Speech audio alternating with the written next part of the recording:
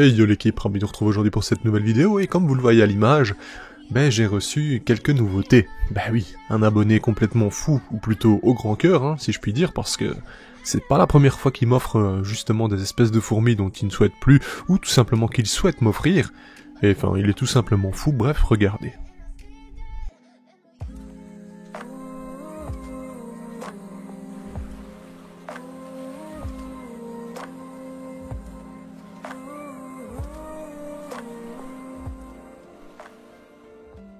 Alors, le petit filou qui m'a refilé ses colonies, justement, c'est Viking Hans, donc vous le connaissez, vous avez certainement discuté avec, c'était déjà la personne qui m'avait offert la Camponotus rufipes, hein, finalement, je vous en parle bientôt d'ailleurs de ce changement de nomenclature. En fait c'est pas un changement, c'est juste une identification plus précise, mais bref on en parlera plus tard.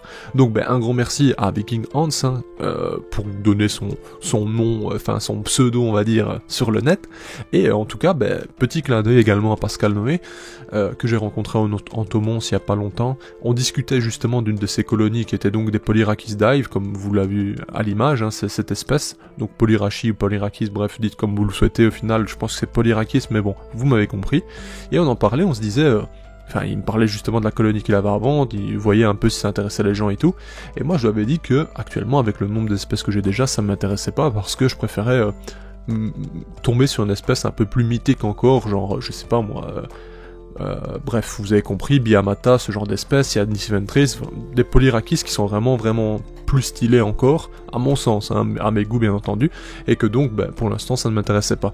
Donc c'est pour ça le petit clin d'œil, parce qu'au final le destin fait que j'en reçois. Bon bien sûr j'ai accepté forcément, moi personnellement quand je reçois des espèces, peu importe laquelle, ça me fait toujours plaisir. Puis c'est des gens qui me regardent, etc., que je divertis ou que je transmets certaines informations que j'aide peut-être dans leurs élevages et autres. Enfin, ça me fait super plaisir de recevoir quelque chose, en tout cas, en retour par moment, bref, vous l'aurez compris.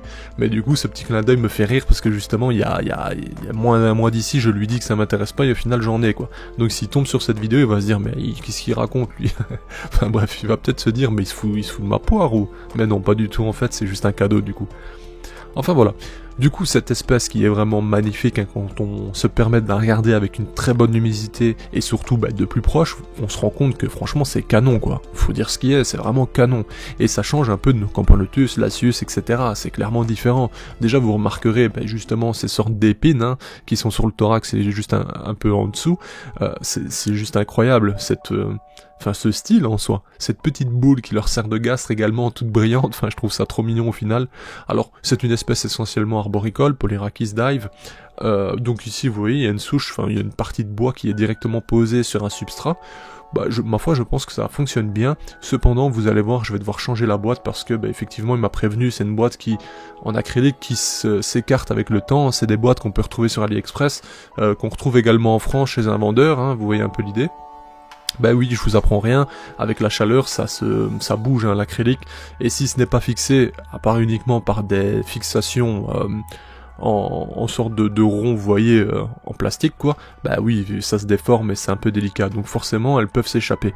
Donc là je vais faire le changement dans peu de temps, et au moins on aura un setup un peu plus safe, du moins provisoirement. Ce que je vais faire, c'est que je vais tout simplement y remettre du substrat qu'elles ont déjà, remettre cette branche si j'arrive à le rentrer dans le setup que j'ai moi, je ne suis même pas certain, c'est peut-être un peu grand, et ensuite je vais m'amuser à les déplacer à la mano je pense, parce que je doute qu'elle déménage d'elle-même tout simplement dans un setup similaire au leur, hein, bien que je puisse utiliser la chaleur, ce qui permettrait justement de les faire bouger, mais je suis pas encore certain qu'elle le fasse, sachant que ici c'est un peu une sorte d'urgence parce qu'elles peuvent s'échapper très clairement, hein. Là il y a un système au final autour du couvercle avec des autocollants pour les empêcher de passer, mais bon voilà, c'est malin, ça grimpe partout, bref, on va éviter. Donc comme vous le voyez, sous cette souche on a une reine, hein, on la remarque facilement, elle est vraiment énorme. Chez cette espèce, j'avais lu également qu'il y avait des reines bien plus petites qui étaient à peine plus grandes que les ouvrières, et des reines, comme on le remarque, hein, très costaud, qui est proche du centimètre. Ça c'est plutôt intéressant, c'est parce qu'il y a une sorte de macrogyne et c'est même pas, je sais pas si c'est le terme, mais en gros des reines qui sont un poil plus grandes que les ouvrières, et d'autres reines qui sont d'une taille classique qu'on remarque tout de suite à l'œil. Bref, alors il y a un peu de couvain, je ne sais plus si dans mes rushs vidéo on va l'apercevoir, mais bref j'en ai vu, donc ça c'est déjà une très bonne chose. On va faire en sorte de leur redonner un habitat plutôt sympa, hein, comme celui-ci, hein. Franchement je le trouve pas dégueu, hein. Certes la boîte c'est pas dingue, mais pour le reste c'est vraiment sympa, et je l'ai attiré facilement, comme vous le voyez, pour la prendre en image sur ce petit caillou, un peu de protéines et c'est parti quoi. Très clairement c'était le but de vous faire des images un peu plus zoomées sur l'espèce, parce que je me suis dit elles sont vraiment incroyables. Bien entendu, ce n'est pas la seule espèce qu'il m'a donnée. Je dis bien entendu comme si c'était normal, mais en fait non. Bref, c'est génial, hein. Perso, franchement, je suis toujours très content de recevoir des choses. Même un simple colis que j'achète une connerie, je ne sais où, je suis content, voilà, recevoir des choses et les ouvrir, c'est toujours un plaisir. Donc ici, je suis content d'avoir reçu ces 2 fondations. Et la prochaine, vous allez voir, c'est justement quelque chose dont je me tâtais à obtenir, hein, pour faire ma propre expérience, découvrir, également vous faire des images, parce que je sais que vous êtes nombreux à attendre ce genre d'images également. Bon, ici je pense que c'est 2 espèces qui vous plairont à suivre sur la chaîne, en espérant que tout se passe bien. J'ai pas trop de doute en mes compétences, mais cependant ça reste du vivant, donc il y a des choses qu'on ne peut gérer. Ça peut paraître prétentieux aussi de dire que je n'ai pas trop de doute, mais c'est juste le fait que je vais faire un maximum en fait pour les mettre dans les meilleures conditions, et on verra comment ça se développe, bien entendu. En tout cas, elle a réellement pris, en fait, le temps de poser cette blatte, voilà, fraîchement découpée, vous l'aurez compris, sur ce petit caillou, elle était déjà à proximité. Ça s'est passé en quelques secondes. Franchement, c'est assez incroyable, quoi. À peine j'ai posé la nourriture, elle était déjà là, en train d'observer et de venir justement tâter le terrain. Je me suis dit que, bon, c'est plutôt actif et plutôt en recherche de bouffe, hein, très clairement.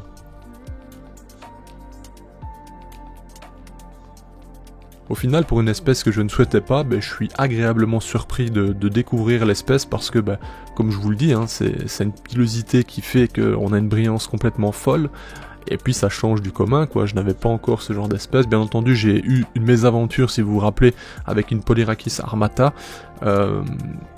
On était parti de Rennes seul, et j'ai eu du mal. Alors peut-être que j'ai foiré mon setup, hein, c'est totalement possible. Peut-être que je n'ai pas respecté vraiment ses besoins.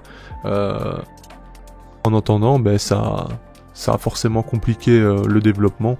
Alors est-ce que ma reine n'était pas une bonne reine également? C'est possible, je ne sais pas. Au final, on n'aura pas la réponse, hein, parce qu'elle a consommé plusieurs fois son couvain. Donc ça se trouve, c'est moi qui me suis merdé, ou c'est l'inverse, je ne sais pas. Bref.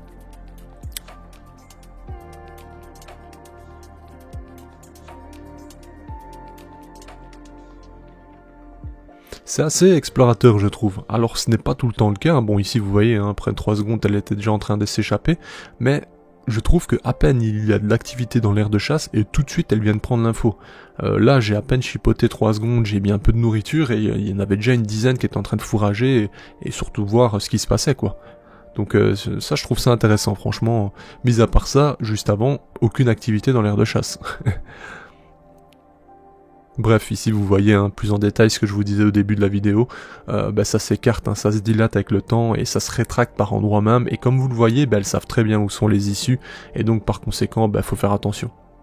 Passons maintenant à la seconde espèce, une espèce donc que vous reconnaissez certainement, et si vous ne connaissez pas, que vous n'êtes pas adepte justement de l'élevage de fourmis, ce sont des Odontomachus haematodus. Alors c'est une espèce qui nous vient d'Amérique du Sud, hein, pour le coup. La précédente c'était d'Asie, j'ai pas précisé, mais elle est fort étendue d'ailleurs sur le territoire. Ici on est sur l'Amérique du Sud. C'est une espèce qui est un peu, elle est en conquête de territoire actuellement, hein. Il y a des études qui ont été menées sur elle, vous pouvez les retrouver facilement sur internet, et c'est une espèce qui s'étend, qui prend du territoire, bref, un développement complètement dingue, et au final ça va me faire la main sur les odontons, parce que j'en possédais pas, vous le savez, j'en recherchais, je partais plutôt sur une variété asiatique notamment, donc Odontomachus rixosus. Je voulais essayer avec celle-ci parce que leur coloration me plaisait bien, mais je vous avoue que, bon, recevoir une petite Haematodus gratuitement, ça se refuse pas.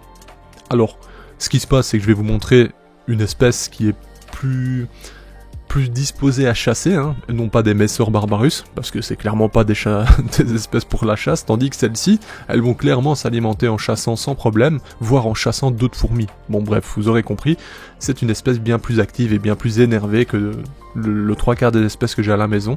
Ici, il faut peu de temps pour qu'elles saisissent la blatte, en sachant que la blatte que je leur donne, la taille est déjà un peu grande, mine de rien, parce que vous remarquerez que la fourmi fait quasiment la même taille et bien moins costaud au final que cette blatte, donc ce n'est pas optimal en termes de chasse.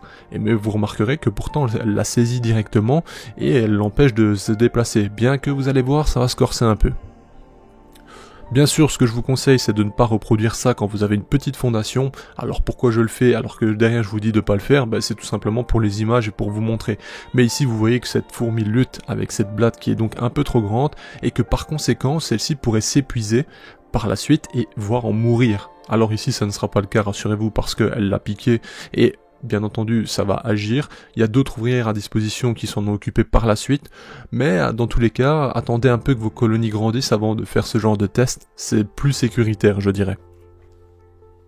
Bref, les Odontomachus haematodus, c'est une espèce qui est franchement assez satisfaisante. J'avais déjà reçu la colonie d'Antoine à l'époque pour les observer. Et bon, c'est génial, hein. Très clairement, il y a des choses à faire avec ce genre d'espèce et observer. Bref, un gros merci à Viking Hans du coup pour ces 2 colonies, hein. Ça fait vraiment plaisir, merci de me soutenir. Merci à vous l'équipe, j'espère que vous avez passé un bon moment en ma compagnie, que cette vidéo vous l'avez appréciée. Si c'est le cas, n'oubliez pas un petit commentaire, un like, un partage, enfin bref, tout ce que vous pouvez, ça fait plaisir et ça fait grandir la chaîne. Sur ce, on se dit à bientôt, bye.